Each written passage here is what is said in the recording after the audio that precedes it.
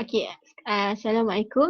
Okey, sekarang ni kita nak ajak tajuk penjelmaan tingkatan 5 bab ketiga. Okey, cikgu tengok dulu. Okey, dalam penjelmaan ni, tajuk penjelmaan ni adalah SPM kertas 1 dan kertas 2 dua-dua masuk. Okey, tapi kertas 1 tu hanyalah soalan single transformation. Maksudnya kat sini single transformation ni maksudnya kalau tanya pantulan, pantulan sahaja tajuk. Pantulan sahaja soalan tu. Kalau tanya pembesaran, pembesaran sahaja soalan tu. Okey, kalau paper tu pula combine transformation. Maksudnya kat sini dia menggabungkan penjelmaan. Maksudnya dalam satu soalan tu boleh gabungkan translasi dengan pembesaran. Itu dia namakan combine. Gabungkan. Okey. Okey, jadi kat sini kertas 1 dan kertas 2 dua-dua tu masuklah soalan penjelmaan. Tapi kertas 2 ni penting lah untuk tajuk penjelmaan ni sebab banyak markah yang kita akan dapat. Okey, kita tengok kat sini penjelmaan. Ada 4 jenis penjelmaan. Okey, penjelmaan pertama ialah pembesaran. Okey, yang kedua ialah translasi dan yang ketiga pantulan dan yang terakhir sekali putaran. Okey, kalau pembesaran ni macam mana kita nak tahu?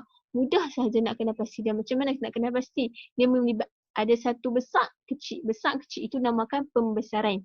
Okey, kalau translasi pula bucu dan sisi image adalah sama saiz dan kedudukan. Okey, bucu dan sisi image adalah sama saiz.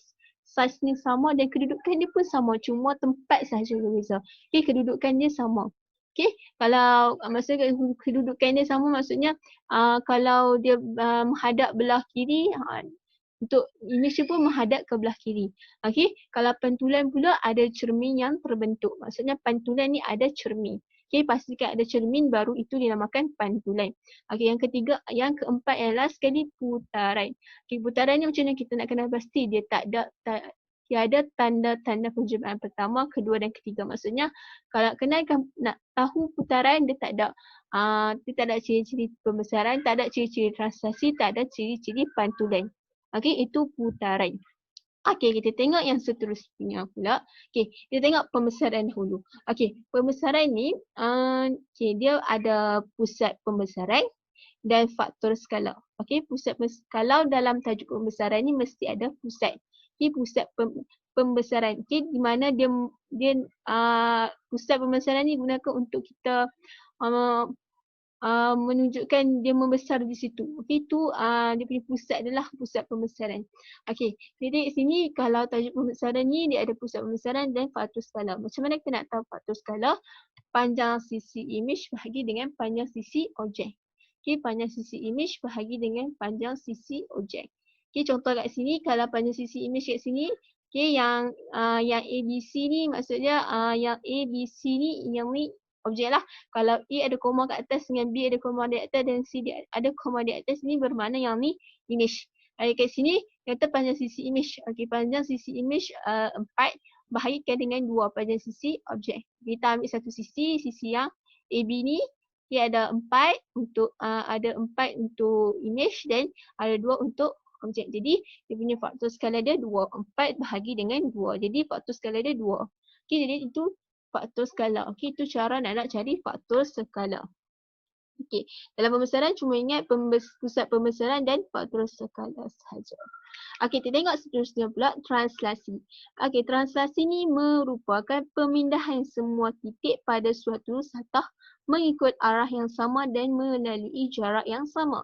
Okey, maksud dekat sini, translasi ni memindahkan titik. Pindahkan titik tu pada suatu satah mengikut arah yang sama. Maksudnya kat sini, contoh satu objek tu, okay, objek ni kita pindahkan titik dia tu, okay, pergi ke satu tempat dan titik lain pun mesti ikut arah yang sama. Okay, ikut arah yang sama. Maksudnya kat sini lah, okay, kalau yang ni, kalau titik ni 2 kali gerak, 2 kali ke kiri, maka 2 kali ke kiri dan 4 kali ke bawah. Titik yang lain pun sama 2 kali ke kiri dan 4 kali ke bawah. Okey. Okey, dalam translasi ni ada bentuk kurungan macam ni. Okey, kurungan macam ni. Yang atas ni kita untuk pemindahan ke kiri ataupun ke kanan. Untuk yang bawah ni, untuk B ni atas ataupun bawah. Okey. Kalau yang E ni untuk ke kiri ke kanan. Kalau ke kanan positif, kalau ke kiri negatif dia punya nombor tu. Okey, dia punya nombor tu kalau negatif maksudnya dia ke kiri. Kalau tak ada simbol maksudnya positif tu bermakna itu ke kanan. Sama juga B ni maksudnya ke atas ataupun ke bawah. Kalau positif maksudnya dia ke atas dan kalau negatif ada negatif di hadapan nombor tu, itu bermakna dia ke bawah. Okay, macam kat sini. Okay, negatif 2 dia ke kiri. Okay, ada negatif 4 dia ke bawah.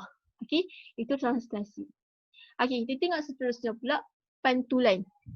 Okay, pantulan biasanya dipantulkan pada 7 jenis garis iaitu. Okay, pantulan ni dia macam cermin.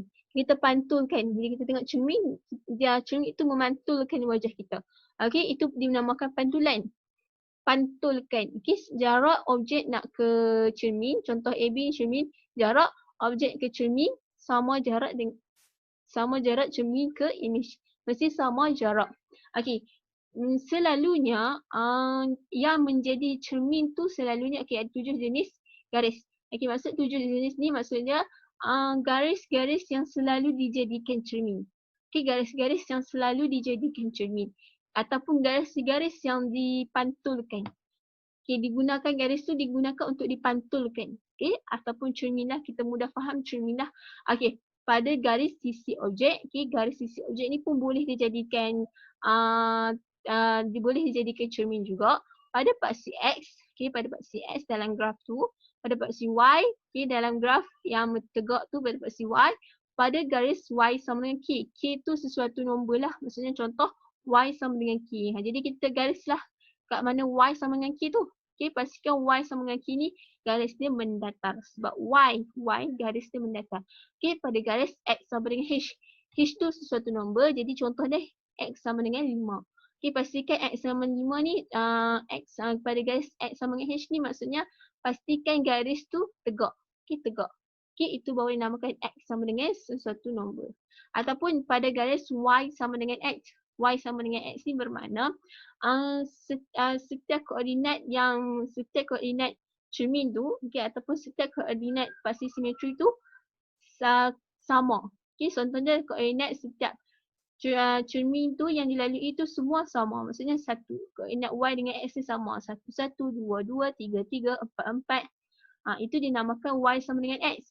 Kalau Y sama dengan negatif X sama juga, dia punya koordinat dia sama, cuma kan X ni ada negatif. Okay, cuma kan X ni ada negatif, maksudnya dia ke arah yang bertentangan lah. Okay, jadi kat sini pantulan. Okay, yang seterusnya putaran. Okay, putaran ni melibatkan sudut lah. Bila putar ni kita memutarkan objek itu. Okay, contoh kat sini dia objek dia. Okay, ni objek. Kita nak putarkan objek ni ikut arah jam. Kalau ikut arah jam, okay, kalau ikut arah jam, kita pusing ikut arah jam lah. Okay, dan sudut dia 90 darjah. Okay, selalunya dalam exam, guna 90 darjah lah. Okay, 180, kalau 180, kita pusing 180 lah. Okay, pastikan kalau dalam putaran ni ada pusat putaran, ada objek. Okay, ada pusat putaran, ada objek, ada sudut, okay, arah-arah dia.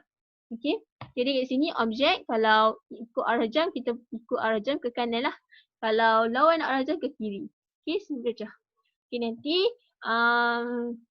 kita tengok lagi soalan dia macam mana. Okay, tu putaran. Kita tengok seterusnya kaitan antara luas objek dan luas image.